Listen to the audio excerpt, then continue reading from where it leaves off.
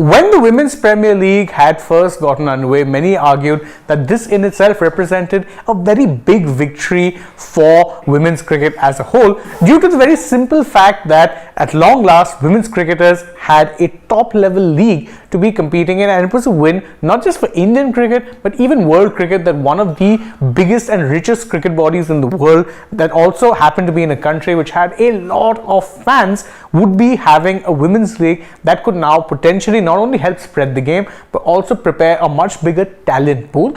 However, because 2023 was the first edition of the WPL, there was also an argument to be made that there would be a few growing pains and that there would be things that would crop up which would need to be improved once the subsequent seasons got underway. Now, to be fair, the same can be said about the IPL as well, and the IPL has had multiple seasons up until this point. Again, it's been 15 or 16 seasons, and the product as a whole is constantly evolving. There's constant change that takes place.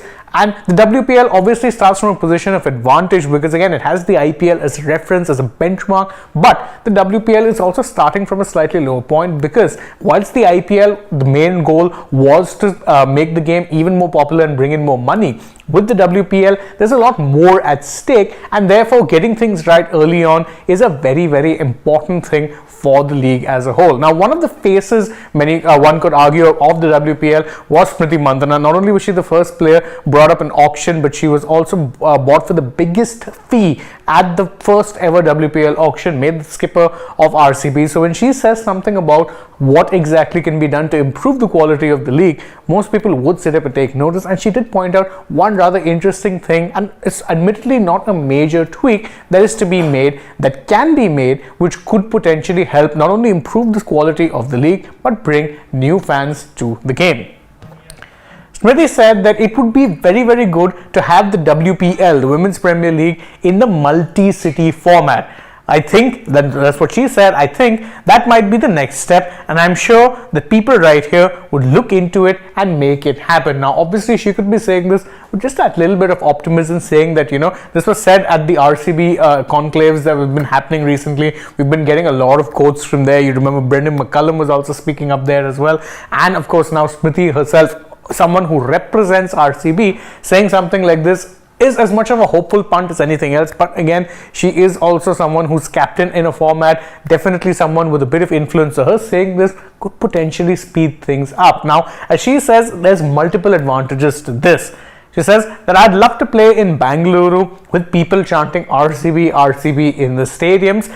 That's a step ahead for us, and a multi-city format can take us to places where women's cricket hasn't reached. Now, this part is doubly important because, as I said, not only does it give, let's say, a home and away advantage, and again, you've seen just how key that can be in the IPL. I mean, the IPLs of 2020, 21 and 22 didn't quite feel the same due to the very simple fact that the home and away format was pretty much just gone. You didn't really have fans in the stadiums, and when you did, there were few far between, or you were playing in neutral venues, so it wasn't really the same. But in 2023, when you saw the home and away format return, you saw just how advantageous that could be for teams, because again, playing in front of your own home crowd just gives a different feeling, and this is very true even for the women's teams as well. But as she also mentions, women's cricket as a sport is very much growing. Don't confuse it with men's cricket. Treat it as a separate entity, because whilst men's cricket is something that gets universal attention in this country, women's cricket is still trying to find a bigger audience, even though there has been undeniable growth. So